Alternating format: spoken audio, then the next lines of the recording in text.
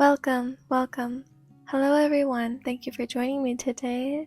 This is the first episode of The Stars featuring Ponyboy Curtis, so please get yourself comfortable while we start.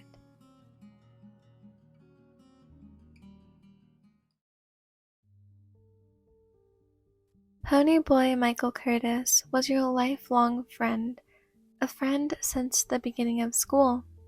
You've grown up around the Gracer neighborhood, yet you were a middle-class girl who lived in a well-kept house with your kind parents near the city. Ready to head to school, there comes a knock at your door. "Why in?" Pony yelled, proceeding to open the door and make your house his own. Your parents also loved Ponyboy, but they always keep the small concern of his background and his gang. But you're friends with all of the boys, no matter what your serious mother tells you. She trusts you enough. You ran down the stairs to greet your best friend with a kind hug. He looked at you with bright eyes that shone specifically every time he saw you. You loved this boy. He was the best and only friend you ever needed. "What's up, Ponyboy Michael?" "Oh, the usual. The sky." "Oh, duh." You both walk out the door to the fresh, misty air. Pony stops for a little bit.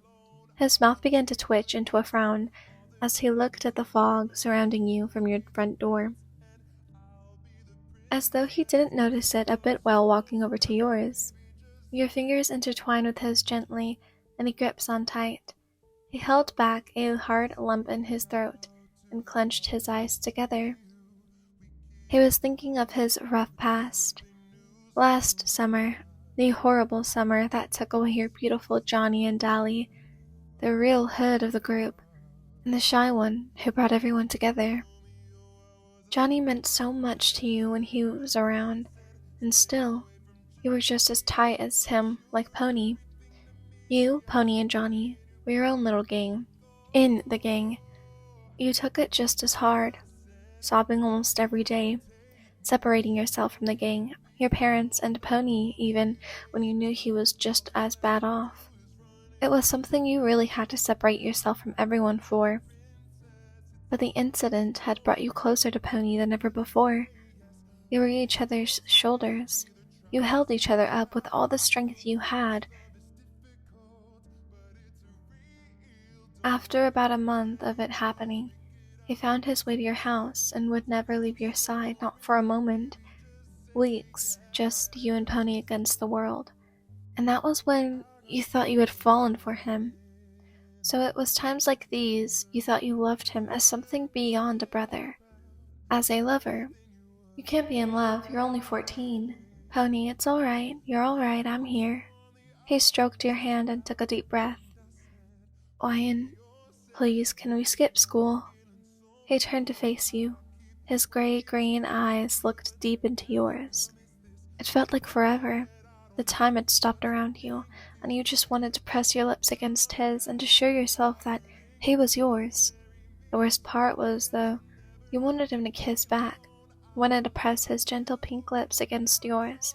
You let go of his hand, and you hug him like you never have before. So tight, as he let out a sob and buried his greased-up head into your shoulder. "Where do you want to go?" "I'll spend the night with you. Just let me go inside and write a note."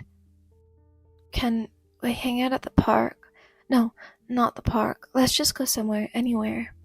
You nodded and opened the door behind you. "Hey, Mom, Dad, Ponyboy's having a moment of grief and I need to stay with him for the night. Sorry. And thanks. Love you." "Where to next, Pony?" He was standing behind you as you placed the small note on the dining table. Let's just walk around town.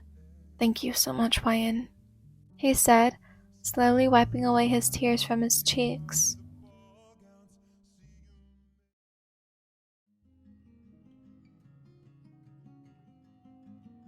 I appreciate you for staying until the very end. The fanfiction will be in the description below, as always, and I thank you for listening. Have an amazing morning, have an amazing evening, have an amazing afternoon, whenever you're listening to this, and I will see you when I see you. Goodbye for now. Thank you for listening. I appreciate it. Please stay tuned for the next video I post. I was listening to the ocean